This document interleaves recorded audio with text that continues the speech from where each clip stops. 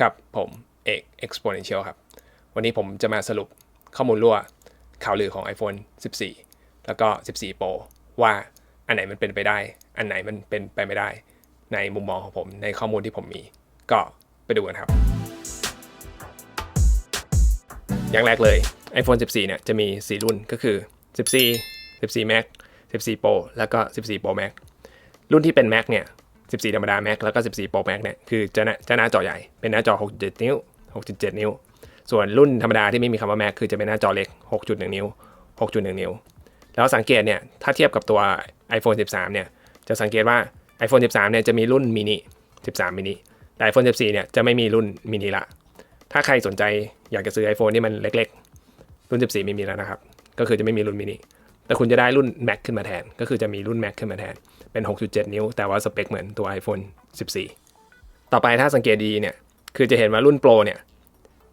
เห็นไหมครับว่าตัวบากเนี่ยหรือตัว notch เนี่ยมันไม่มีแล้วมันเปลี่ยนเป็นหน้าตาแบบนี้เป็นยังไงตอนแรกเนี่ยที่ข่าวลือออกมาเนี่ยมันจะมีแบบบากอยู่2แบบก็คือตัวบากเป็นแบบพันโชธรรมดา1รูกับบากแบบพันโชแบบ2รูกลมรูนึงแล้วก็รูขีดรูนึงคือรุ่นโปรที่เป็นแบบเนี้ยผมคิดว่ามันเป็นแบบมันน่าจะเป็นแบบไหนมากกว่ากันก็คือจริงๆแล้วเนี่ยถ้าคุณแกะดู iPhone 13 นะรุ่นปัจจุบันเนี่ยคือที่มันมีที่ iPhone เนี่ยมันต้องมีบากใหญ่กว่า Android อื่นเพราะว่ามันมี Face ID ซึ่งก็คือจุดนี้นี่คือ Face ID นี่คือกล้องถ้าเราแกะตัวนี้ออกมาดูเนี่ยก็จะเห็นเป็นตัวนี้ Face ID เนี่ยมันประกอบไปด้วยอะไรมั่ง1คือกล้อง IR ตัวนี้คือกล้องอินฟราเรด2คือdot projector IR dot projector dot projector ก็คือเป็นตัวส่งแสงเลเซอร์ที่เป็นดอทแล้วก็มาที่ตัวหน้าเราเสร็จแล้วตัวกล้อง IR ก็จะจับตัวดอทตัวนั้นได้ก็คือมีอยู่2ตัว2อุปกรณ์ก็ Face ID เนี่ยจริงๆ Apple พัฒนามาแล้วในระดับหนึ่งก็คือตัวนี้คือเป็นโมดูล Face ID ใน iPhone 13 แล้วก็ตัวนี้เป็นโมดูล Face ID ใน iPhone 12 แล้วก็11 หรือว่า iPhone 10 ก็จะเป็นลักษณะแบบนี้เหมือนกันก็คือโดยรวมเนี่ยสังเกตว่าคือ Face ID ของ iPhone 13 เล็กลงมาแล้วเทียบกับตัว iPhone 12 แล้วก็มีการสลับวางตำแหน่งอุปกรณ์ใหม่ๆก็คืออย่างกล้อง IR เนี่ยก็คืออยู่ตรงนี้ตัว dot projector อยู่ตรงนี้ถ้าเป็นรุ่นเก่าเนี่ยกล้อง IR เนี่ยจะอยู่ตรงนี้อยู่ไกลกว่าตัวdot projector อยู่เยอะไกล28มิลลิเมตรตัวนี้ห่างกันแค่6มิลลิเมตรแล้วก็กล้องตัวนี้เป็นกล้องRGB ก็คือเป็นกล้องหน้านี่แหละตัวนี้ก็คือจะเป็นกล้องหน้าก็มีการสลับตำแหน่งส่วนตัวนี้ก็จะเป็นตัว proximity sensor ตัวเซนเซอร์ที่ตรวจจับว่าหน้าเราอยู่ใกล้จอแล้วนะก็จะไว้ปิดหน้าจอหรืออะไรเงี้ยตัวนี้จะอยู่ตรงนี้แต่ตัวนี้ก็จะมี flood illuminator ไว้สำหรับที่เป็นเหมือนไฟฉายของแสง IR ในการที่จะตรวจจับหน้าเราเหมือนกันเป็นส่วนหนึ่งของ Face ID ก็พอเอามาเทียบกับตัว notch หรือรอยบากของตัว iPhone 13 ก็จะเห็นเลยว่าทำไม iPhone 13 รอยบากเนี่ยมันเล็กลงเมื่อเทียบกับตัว iPhone 12 ก็ตัว iPhone 13 มันใหญ่เพราะว่าไอตัว Face ID โมดูลมันใหญ่ก็ลักษณะแบบนั้นเลยแล้ว iPhone 14 ล่ะก็ถ้าเราเอาตัว Face ID โมดูลของ iPhone 13 เนี่ยมาใส่ลองกลับข้างดูเสร็จแล้วก็เอาไว้ใต้จอแล้วก็ใส่เลนส์ดูคุณก็จะเห็นว่าเฮ้ยมันก็เป็นแพทเทิร์นแบบนี้แหละเป็นขีดอันนึงแล้วก็เป็นดอทอันนึงก็เนี่ยลักษณะพันโชแบบนี้สำหรับผมคิดว่าน่าจะเป็นจริงคิดว่าน่าจะถูกต้องมากกว่าพันโชแบบรูเดียวสำหรับ Apple เพราะว่ามันมี Face ID ก็กลับมาเพราะฉะนั้นไอตัว iPhone 14 Pro เนี่ยก็จะเป็นพันโชแบบลักษณะนี้แบบขีดแล้วก็มีดอทหนึ่งแต่ตัว iPhone 14 รุ่นธรรมดาเนี่ยก็ยังเป็น notch ยังเป็นรอยบากเต็มเหมือนเดิมก็อันนี้ make sense สำหรับผมแต่จริงๆแล้วเนี่ยมันก็ยังมีเซ็นเซอร์อื่นที่ไม่ได้ใส่เข้ามายกตัวอย่างเช่นก็คืออย่าง proximity sensor แล้วก็ตัว flood illuminator มันไปไหนล่ะเขาจะใส่มาได้หรือเปล่าถ้าเป็นรอยบากแค่ขีดหนึ่งแล้วดอทหนึ่งก็ถ้าเอาตัวโมดูล Face ID เนี่ยตรงตัว dot projector เนี่ยมาผ่าครึ่งออก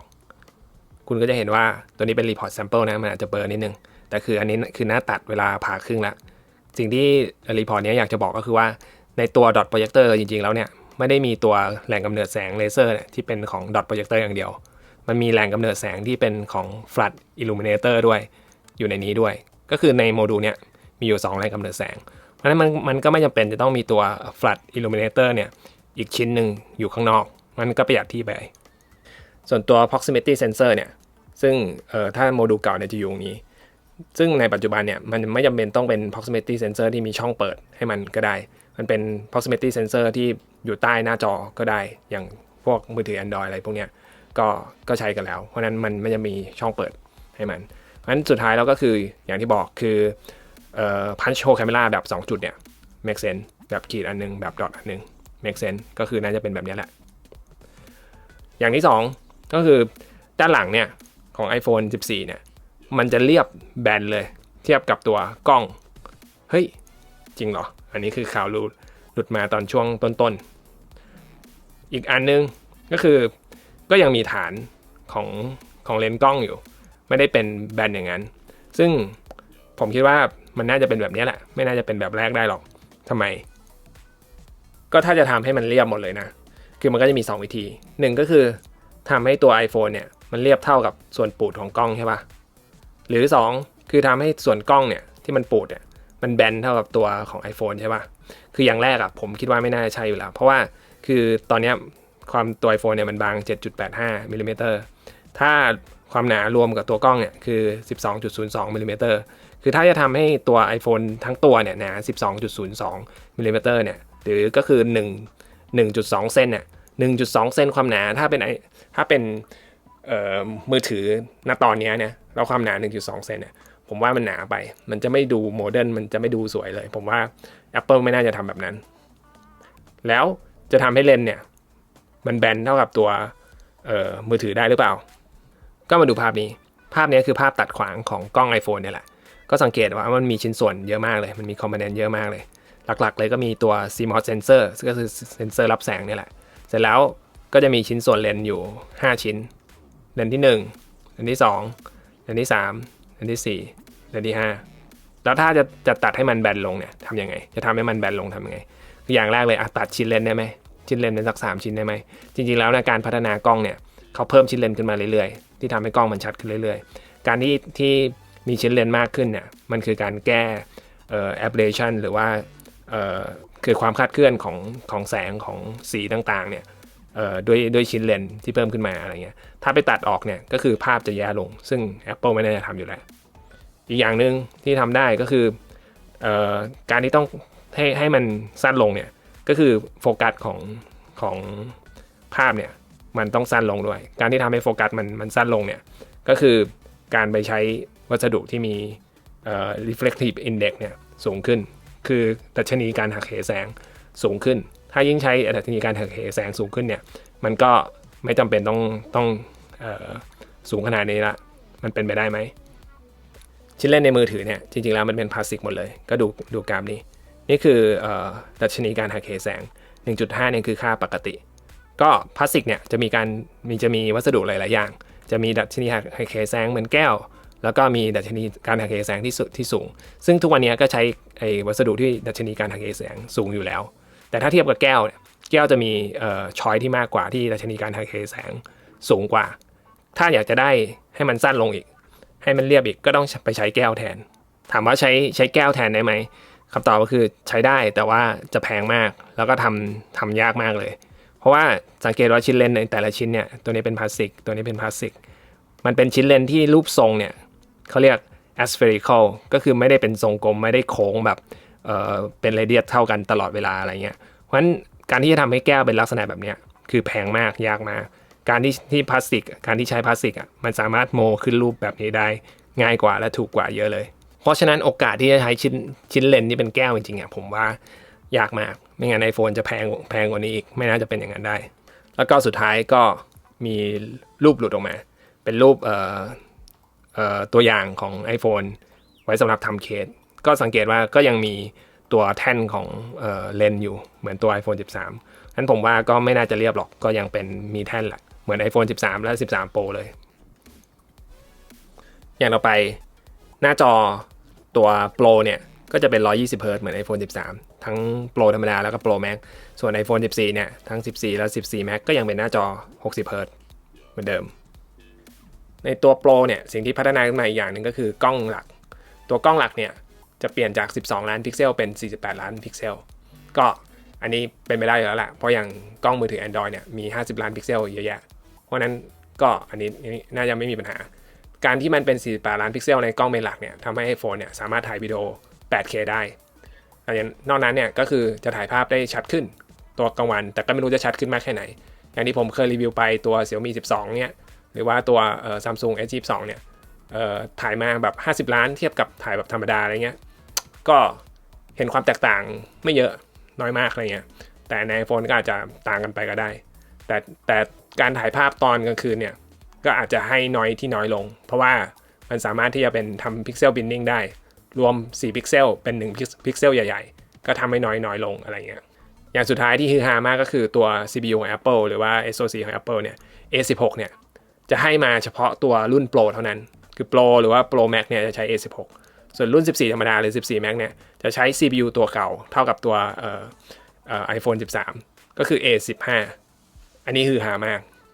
ตัวชิป A16 เนี่ยก็ถึงแม้จะเป็นชิปตัวใหม่เนี่ยแต่ว่าเทคโนโลยีในการผลิตเนี่ยก็ยังเป็นเทคโนโลยีเดียวกันกับตัวในการผลิต A15 ก็คือ5นาโนเมตรคือ N5P ตัวนี้แหละก็คือ TSMC เนี่ยบริษัทผลิตชิปให้ Apple เนี่ยก็คือปีนี้ไม่สามารถพัฒนา